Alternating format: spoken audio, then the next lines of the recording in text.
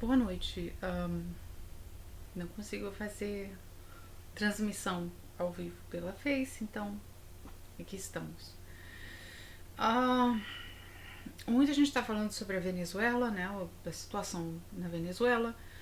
Ah, que é lógico que há uma agenda política por trás disso. Tem tudo a ver com o óleo. Entre outras coisas, não só o óleo. A Venezuela tem outras riquezas também, não só o óleo. Uma das maiores reservas do mundo está na Venezuela. Um, e eu sei que muita gente vira e fica falando assim, mas não, mas é porque o Maduro, e já tá rolando uma propaganda dizendo que Maduro não é o Chávez. E com toda sinceridade, ele não é. Mas como assim? Ele não é tão carismático como o Chávez era. Isso não estaria acontecendo se o Chávez estivesse vivo. Um, mas Chávez praticamente confiava no Maduro. Ele deixou ele fez aquilo justamente porque ele confiava no Maduro. Então ele foi o braço direito dele. Um, mas o Maduro é uma pessoa boa. É um homem humilde, que o pai dele era motorista de ônibus. Um, Veio do nada e se tornou agora o presidente da Venezuela. Uma das coisas que muitos falam é que, primeiro, houve fraude eleitoral. Mentira. Porque Venezuela é um dos países mais transparentes quando se trata de eleições. Não tem como fraudar as eleições na Venezuela. Eu sei porque um cara falou isso, que ele tentou hackear as eleições na Venezuela e ele falou que é extremamente difícil, não tem como fazer isso. Mas ele falou que é muito fácil hackear as eleições no México e Colômbia. E outra, se o pessoal quer falar em fraude eleitoral, por que ninguém fala na fraude eleitoral que houve nas últimas eleições na Colômbia? O cara cometeu fraude? Muita gente estava postando fotos de que ele alterou os resultados das eleições para ele ir para o segundo turno. Que aparentemente ele não havia nem vencido o primeiro turno.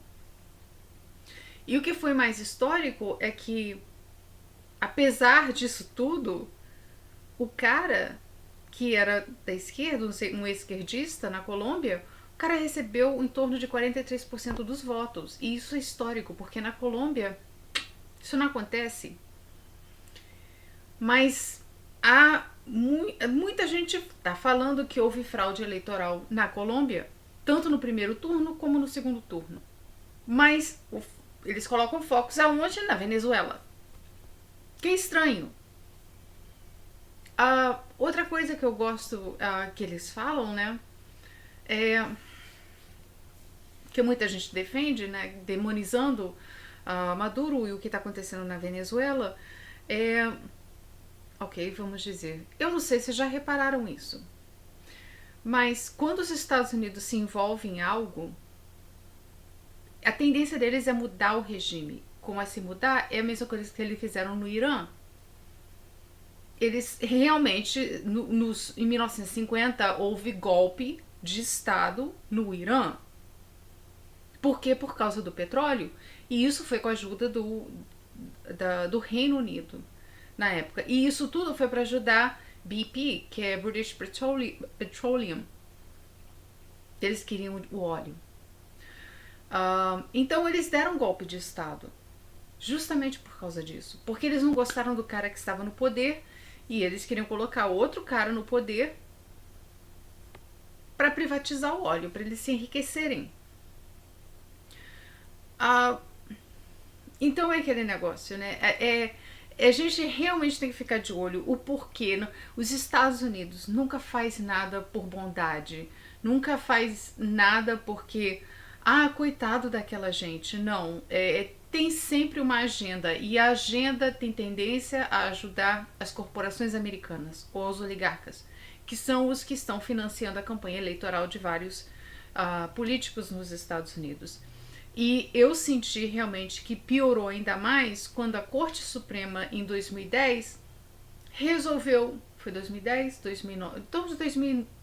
Desculpa, acho que é 2010 ou 2009. Eu sei que é por aí, porque eu sei que David Koch estava dentro da Corte Suprema quando eles ouviram a decisão que praticamente eles legalizaram corrupção e propinas e tudo que você imagina. É praticamente corporação e oligarca pode comprar político à vontade. E quando eu vi aquela decisão que muitos falaram que ia ser um desastre, o que está sendo, porque agora os Estados Unidos é considerado um dos países mais corruptos do mundo, na nova lista. Por quê? Porque eles podem comprar políticos nesse momento. Eu vou dar outro exemplo de da farsa que é os Estados Unidos, tá? Quando a Catalã, que muita gente até saiu para votar e votou para independência, isso não pode acontecer. Então teve as forças da elite se uniram, incluindo os Estados Unidos, para fazer de tudo para isso não acontecer. E eles perseguiram os líderes do movimento de independência em Catalã, que eles não queriam isso. Quer dizer, isso não pode acontecer. A Escócia nesse momento, eu acredito realmente que por causa de Brexit, eu acho que há uma possibilidade que a Escócia vai se tornar independente do Reino Unido. Se vai acontecer, eu não sei, mas eles não queriam, mas eu acredito que com isso, com essa bagunça toda, porque eles também vão sofrer as consequências do Brexit, eu acredito que eles vão resolver voltar a fazer uma campanha para praticamente decidir se eles querem independência ou não. Então eu acho que isso pode acontecer ainda. Mas é lógico, isso também não pode acontecer porque as forças da elite não querem que isso aconteça. Não pode. Chega Crimeia, né, que 94% da população lá é russa, falam russo. A Rússia tem bases, né, e o porto deles está tudo lá. É praticamente uma Rússia que a Rússia deu de presente em 1950, se não me engano, para o presidente da Ucrânia. Mas é lógico, teve, né, detalhes que não era dar só para dar. Eles tinham que concordar com certas coisas. Mas eles falaram, tá bom, Crimeia faz parte da Ucrânia agora. Fecharam um acordo, se eu não me engano, em torno de 1950. Sendo que com o golpe de Estado que Victoria Nuland até foi gravada falando sobre o golpe de Estado contra o ex-presidente da Ucrânia, e eles estavam praticamente escolhendo quem ia ser o próximo presidente da Ucrânia, que é um absurdo. Isso ninguém fala. E a Crimeia virou e falou assim, quer saber? Nós vamos voltar a fazer parte da Rússia, se tornar independente, se livrar da Ucrânia e votar que a gente quer voltar a fazer parte da Rússia. Quer dizer, como a maioria da população é russa e a maioria da população até na fronteira entre a Ucrânia e a Rússia falam mais russos do que tudo, então eles se identificam mais com os russos e é por isso que está havendo esse conflito. Na Crimeia a mesma coisa aconteceu. A Crimeia virou e falou assim, nós queremos nos tornar independentes e voltar a fazer parte da Rússia. Mas isso não pode acontecer, porque de novo a elite não pode permitir que isso aconteça, porque o que eles estão querendo é praticamente destruir a Rússia nesse momento. Eles realmente têm uma grande preocupação com o Putin e a Rússia. Então, não deu em nada praticamente.